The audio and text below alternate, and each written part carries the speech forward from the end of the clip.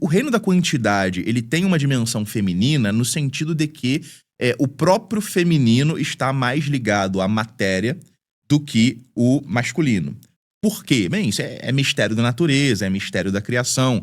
O corpo da mulher está mais ligado aos ciclos naturais, aos ciclos biológicos, até mesmo aos ciclos das esferas, né?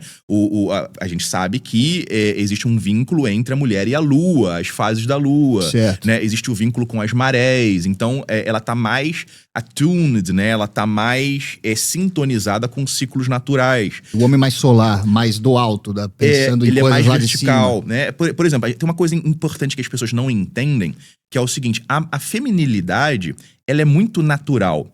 Porque quando que a menina se torna mulher? Não é algo que é socialmente construído.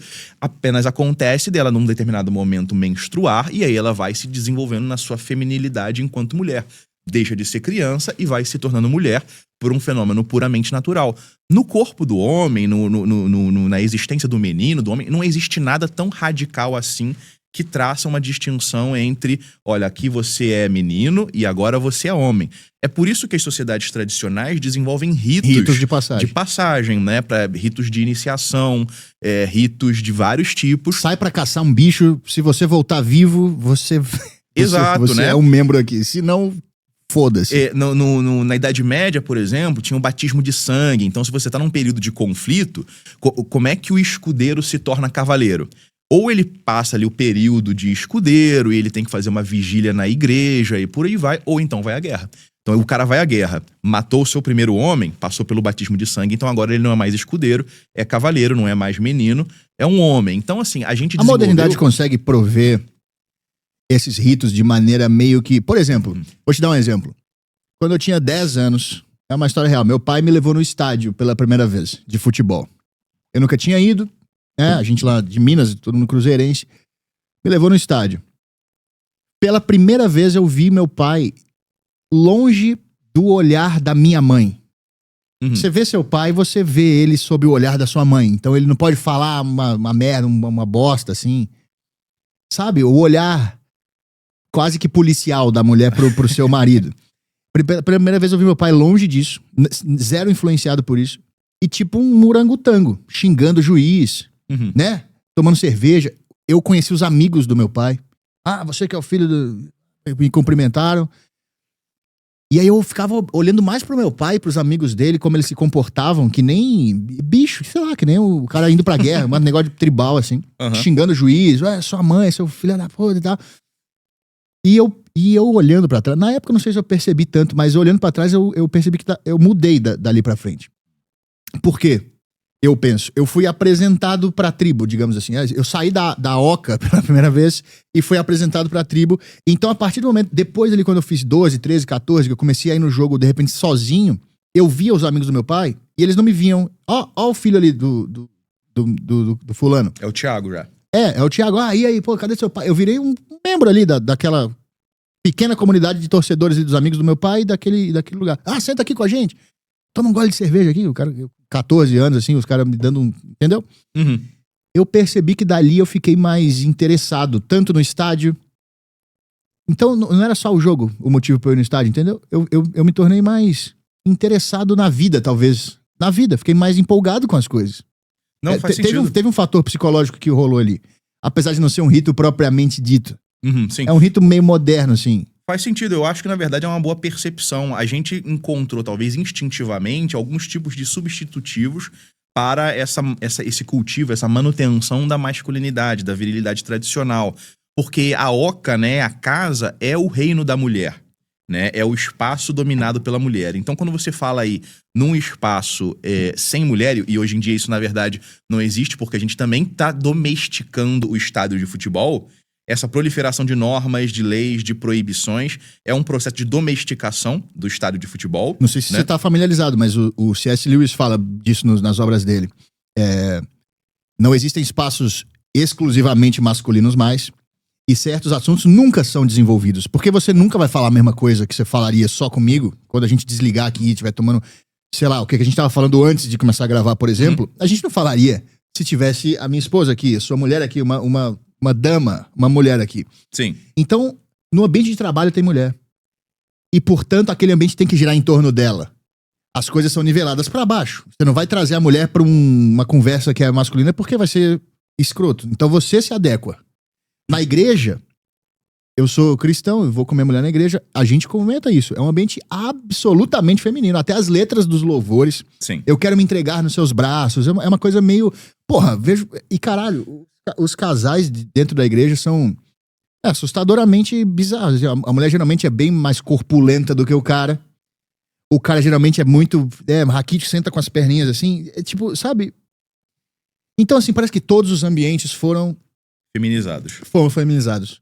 Sim. Isso é uma consequência também natural da modernidade? Ou isso também é pensado por alguém? Ou ambas as coisas? Eu acho que vai mais por ambas as coisas. Em primeiro momento, eu diria que é fundamentalmente algo que vai acontecendo, é algo em alguma medida natural.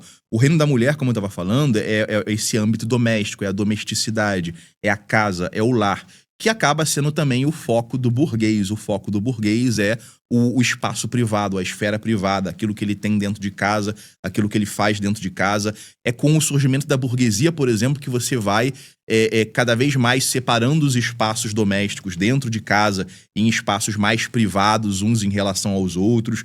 Você vai tendo uma série de desenvolvimentos nesse sentido que vão influenciando a sociedade e que vão moldando a sociedade também. E aí, esses espaços, automaticamente, eles também vão ficando cada vez menos masculinos, precisamente pelo fato de que o reino da quantidade, ele tá mais atrelado ao feminino do que ao masculino.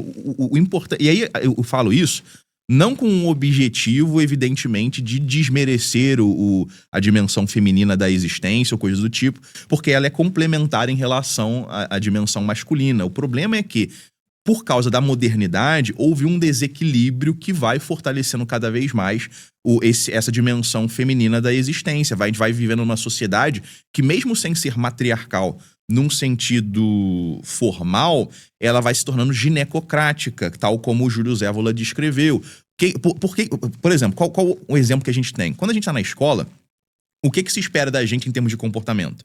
Que a gente fique calado, que a gente não corra, que a gente não fale praticamente, que a gente, terminou o dever, deita, bota a cabeça na mesa aí, etc. Se alguém te zoou, se o moleque passou a mão na tua bunda, você conta pra professora, não dá uma porrada nele. Exatamente, você denuncia, você não tira satisfação. O que a gente lê na escola, em termos de literatura, por exemplo? Vai ser literatura...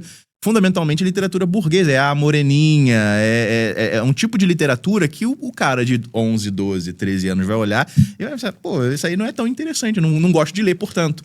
Né? Inclusive, a escola é um espaço fundamentalmente feminino, pelo menos da maneira como ela está construída hoje em dia. Ela desincentiva o rapaz a se interessar no estudo, razão pela qual as meninas se saem muito melhor na escola do que os meninos há bastante tempo. Eu sempre achei um absurdo, cara. Você meteu um moleque de 12 anos, moleque de 13, 14 anos, no auge da puberdade, manter ele 5 horas sentado seguidas. E aí, se o moleque fica inquieto, como deveria ficar, todo moleque jovem deveria ficar inquieto, pô, eu tô sentado há 5 horas, foda-se. Quero levantar e fazer alguma coisa. Dá um remédio. Isso é hiperatividade. Isso aí é uma loucura também, né? Se você não se adequar, o moleque que naturalmente se adequa a esse ambiente feminino, ok, passa batido, vai lá, seja isso aí mesmo. O cara que não se adequa tem um problema. Ele é patologizado. Exato. Hoje em dia, a gente tem uma febre de patologização de comportamentos completamente normais ou de coisas que às vezes são uma exceção ou são algo excepcional e por aí vai. Essa questão da masculinidade virou patologizada como hiperatividade nas crianças. Né? Então a criança, ela quer correr, quer fazer bagunça, quer zoar e por aí vai. Brincadeira de lutinha, que também, tipo assim... Porra, tinha vezes que saía, que dava realmente briga na escola, mas tinha vezes que eu tava brincando eu e um amigo tentando derrubar o outro no chão, sei lá, jiu-jitsu, assim. Só que da cabeça de um adulto que também não tá conectado com esse universo, que não entende naturalmente de criança, de jovem, de ser humano, olha tudo como a mesma coisa, briga. E tudo tem que ser punido da mesma forma. Então tem uma brincadeira, assim, é feito você sentir vergonha daquilo ali, de si mesmo, por estar fazendo aquilo ali, né? Exatamente. Vai criando uma série de bloqueios, de autocensuras que o cara vai fazer consigo mesmo na vida inteira. Não, com certeza.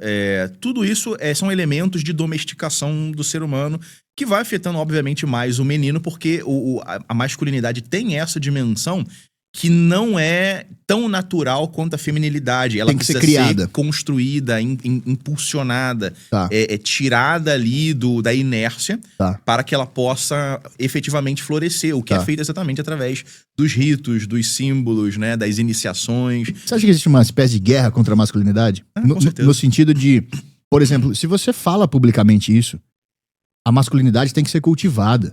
Você tem que chegar e ensinar propriamente o que é ser homem. De qualquer maneira que for. Deve ter várias maneiras de fazer isso, mas de alguma maneira tem que usar pra fazer isso. Geralmente a pessoa média que tá envolvida já por esse discurso, já tá meio que num transe da modernidade, da feminilização de tudo, ele vai te ridicularizar. Ah, então você tem que aprender a ser homem? É masculinidade frágil, Mas né? quem é homem não precisa ser ensinado. Quem é homem, vai usar essas máximas, né? Quem é homem já é homem, não precisa ensinar a ser homem. Se você precisa ensinar, se precisaram te ensinar a ser homem, é porque você não é. É porque você é isso, é aquilo, vamos começar a rotular, né?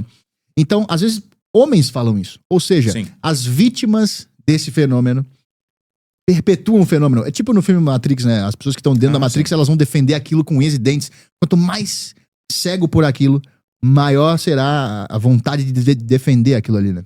Sim, os homens, em alguma medida, são alguns dos principais capatazes desse tipo de ordem aí. Eles ajudam a manter o status quo. Aí, assim, deve existir características fisiológicas ou hormonais que fazem alguns homens se tornarem aí os paladinos desse tipo de ordem. Sim. Mas, assim, quando a gente pensa na masculinidade e se ela é natural ou construída, a gente tem que levar em consideração que por milhares de anos todas as sociedades trataram a masculinidade como sendo algo que tem que ser fortalecido, tem que ser ensinado, tem que ser em alguma medida construído. E eu prefiro me guiar precisamente pela sabedoria tradicional de milhares e milhares de anos. Claro, é sempre bom, né? Bom,